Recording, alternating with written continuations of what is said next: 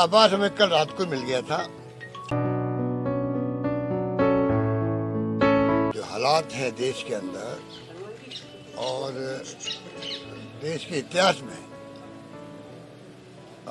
आज़ादी के बाद में कभी नहीं सुना होगा कि 1 साल तक संघर्ष चले, सड़कों पर किसानों को बैठना पड़े, जिनको अन्नदाता कहते हैं।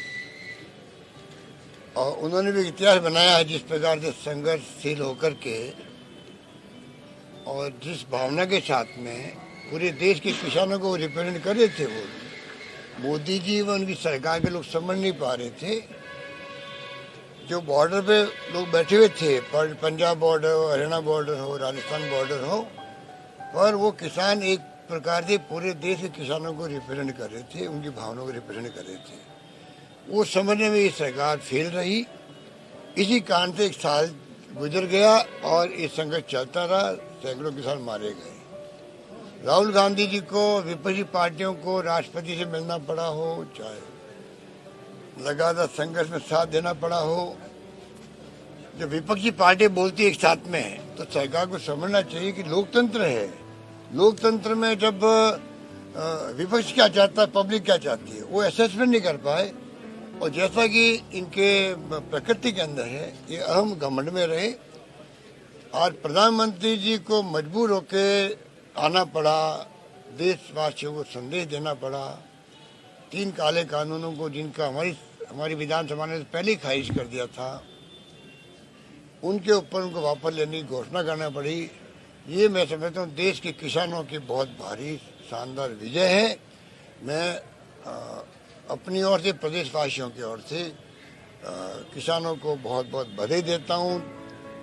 उनके संघर्ष के व्यक्तित्व को सलाम करता हूँ और उम्मीद करता हूँ ये एकता जो किसानों की बनी है, ये अन्नदाता है। और भविष्य में भी सरकार, जैसा अभी अध्यक्ष जी कह रहे थे, जो वादे इनसे किए हुए हैं उस पर ज़्यादा ध्यान देगी।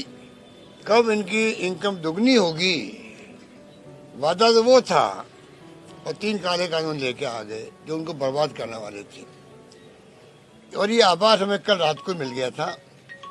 जब यूपी के अंदर अगर मान लो प्रधानमंत्री 3 दिन जाके डेरा डाले, आज से ही चुनाव जीतने के लिए प्रधानमंत्री खुद जाए, और उनके जो राष्ट्रीय अध्यक्ष जेपी नड्डा जी, पूर्व मुख्यमंत्री राजनाथ सिंह जी और केंद्र के गृह मंत्री अमित शाह जी, 3 लोगों को वहां पर जो जिम्मेवारी सौंपी गई है संभाग वाइज बूथ मैनेजमेंट की, उससे अंदाज लगा लीजिए कि ये आज का फैसला भी यूपी चुनाव को देख के हो रहा है। उनको मालूम है कि अगर यूपी में चुनाव हार गए तो फिर 24 के अंदर इनको सपने आएंगे कामयाब होने के अंदर। ये एहसास इनको है, भली बात थी। ये तो पूरी ताकत झोंक रहे हैं, जैसे वेस्ट बंगाल में झोंकी थी वैसे झोंक रहे हैं।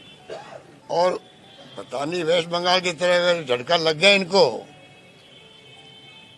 मैं समझता हूँ उसी भय के कारण से ये सब कुछ कल जो फैसले किए इन्होंने, बूथ वाइज मैनेजमेंट की जिम्मेदारी केंद्रीय गृह मंत्री को, बीजेपी के राष्ट्रीय अध्यक्ष को और पूर्व मुख्यमंत्री रक्षा मंत्री राजनाथ सिंह जी को मिले और डेरा डाले प्रधानमंत्री खुद।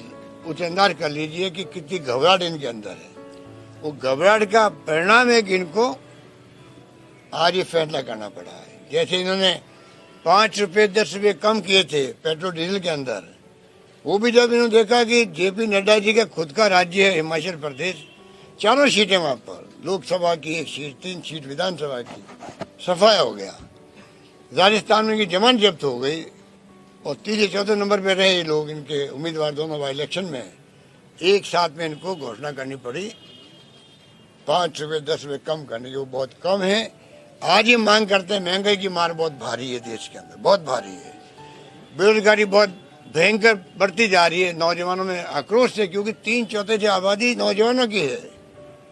जिस प्रकार राजस्थान सरकार नौकरियों का रास्ता खोल चुकी है, लगभग 1 लाख नौकरियां दे चुकी है और 70,000 नौकरियों का कार्य चल रहा है, प्रोसेस चल रहा है।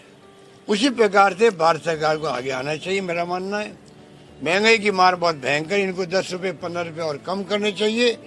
ये कम करेंगे तो हमारे 3,500 करोड़ रुपये और कम होंगे हमारे, वो में मंजूर है।